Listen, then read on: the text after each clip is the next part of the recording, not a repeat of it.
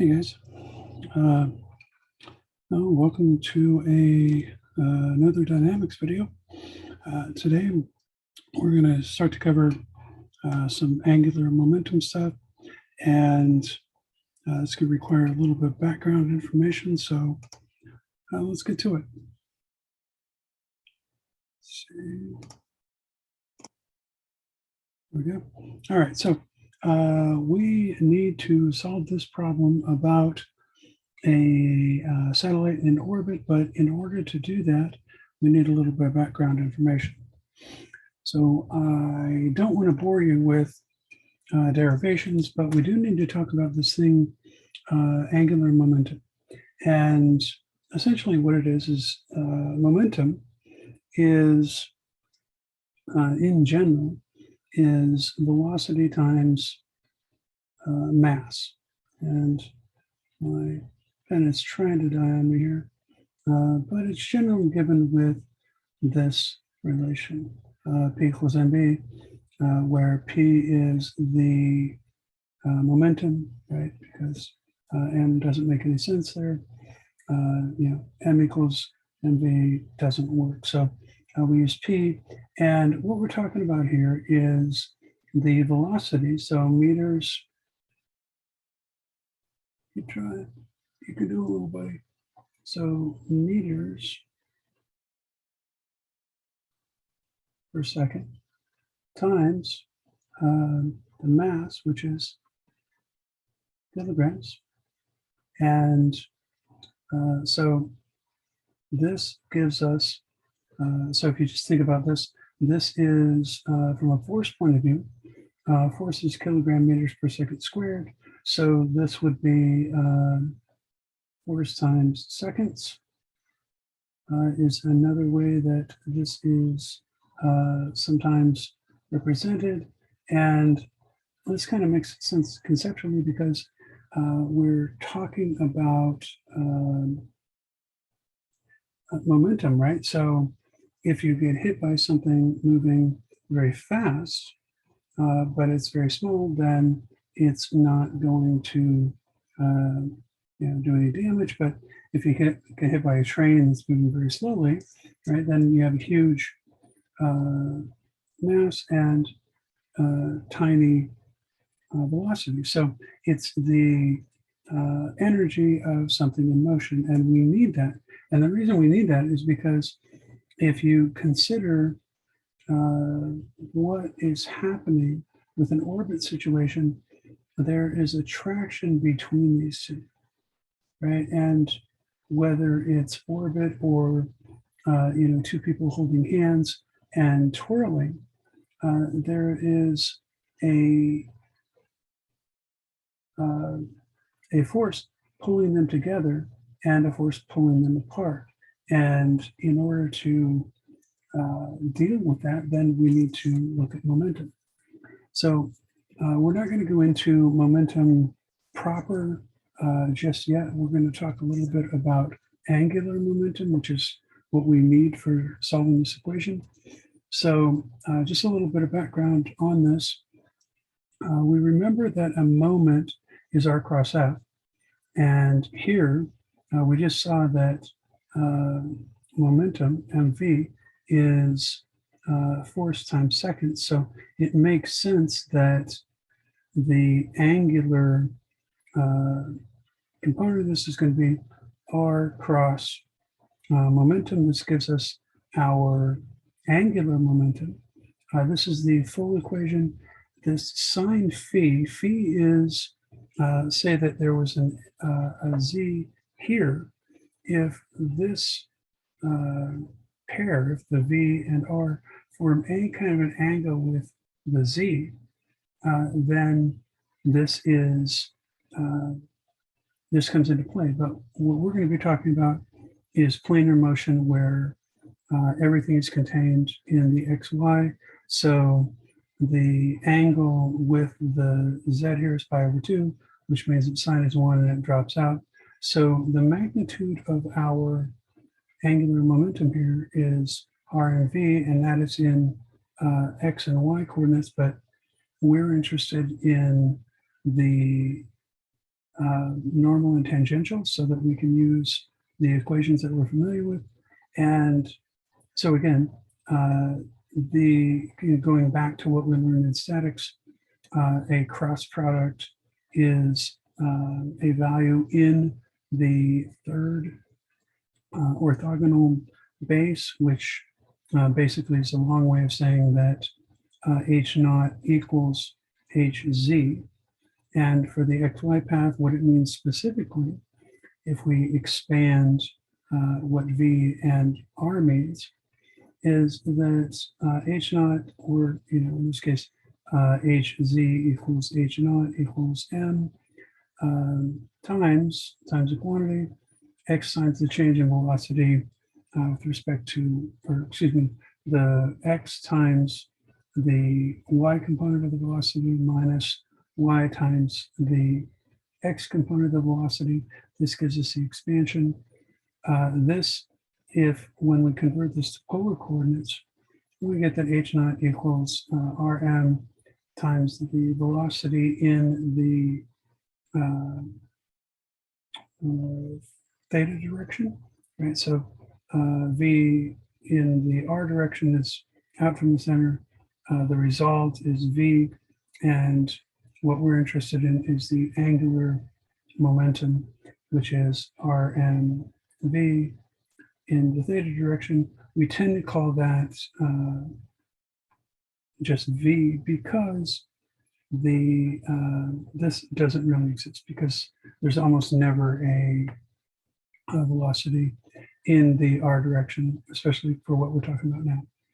So the other important thing to remember, or I guess to know here, is that if we're in the system without losses, then the angular momentum is conserved, right? So the angular momentum here is the same as here, is the same as here, right? So that gives rise to this equation over here, that RA MVA equals RB MVB, which is the conservation of angular momentum.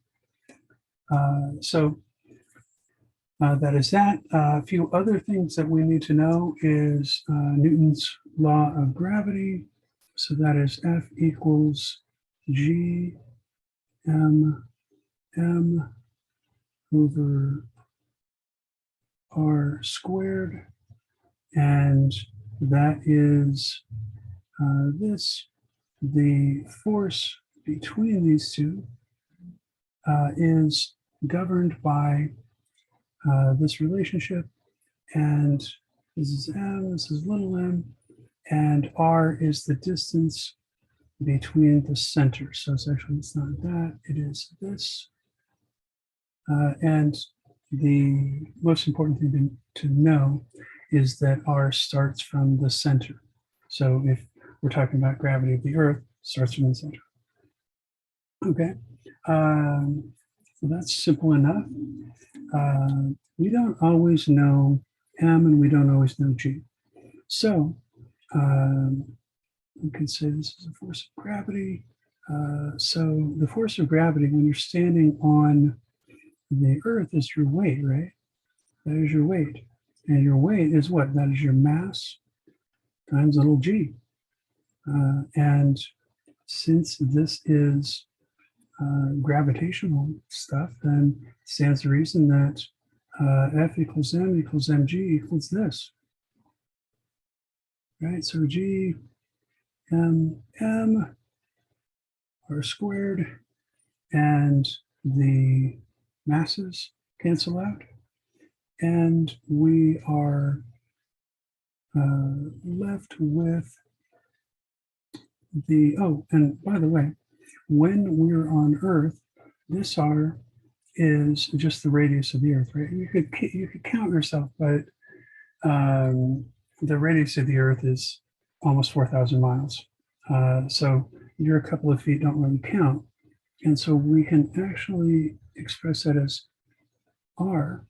And this gives the rise to this relation g r squared equals big G m.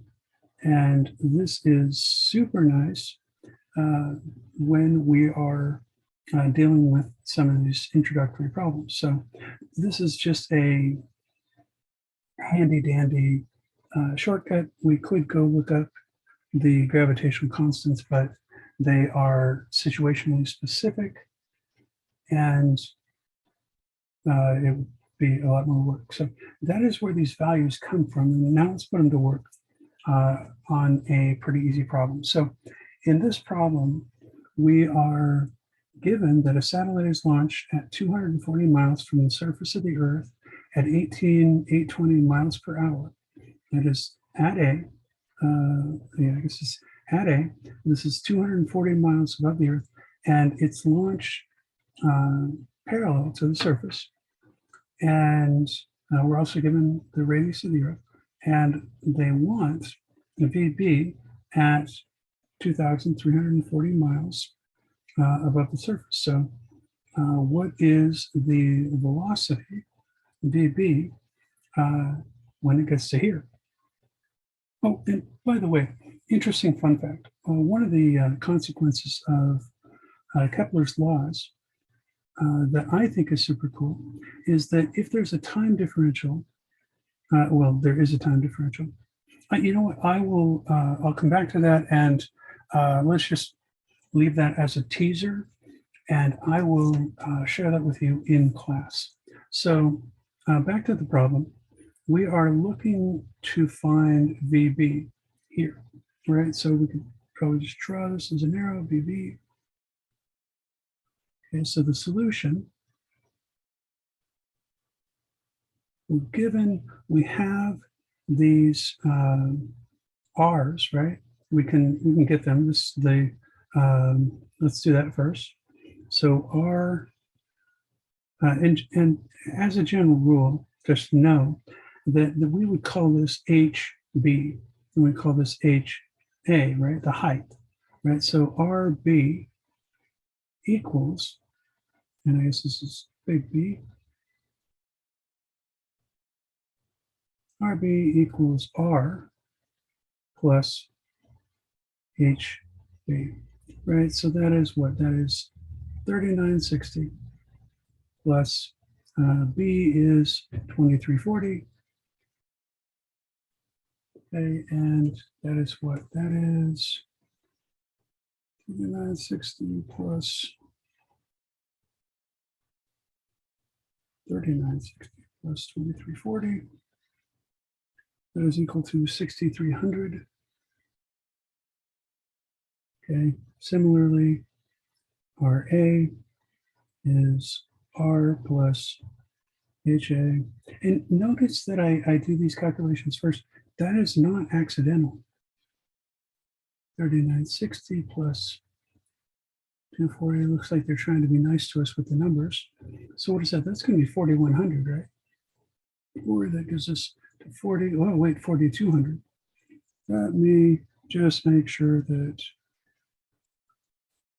right, 4200. Okay, sweet, very friendly numbers.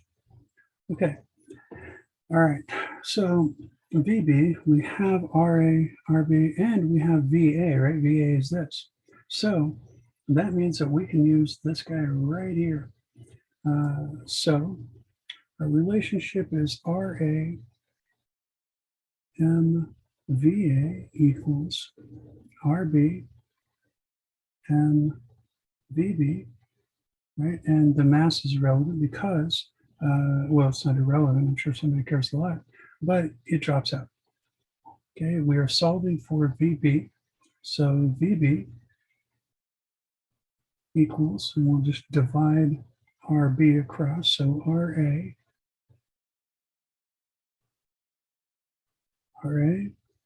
over RB times VA.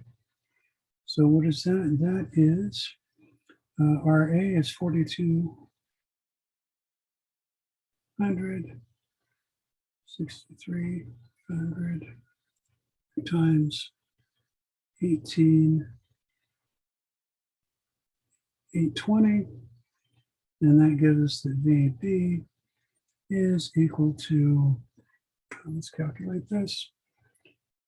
4,200 divided by 6,300 times 18,820.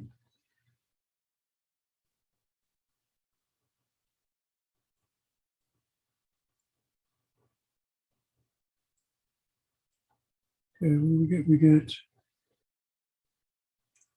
12,546.7 miles per hour. Easy peasy. The examples, the problems get a little bit more complicated when we start to talk about orbital speeds and all that. But yeah, this is very straightforward. Okay, I will see you in class, and I will happily share with you the thing that I was going to do. All right, we will see you in class, and we'll see you in the next video.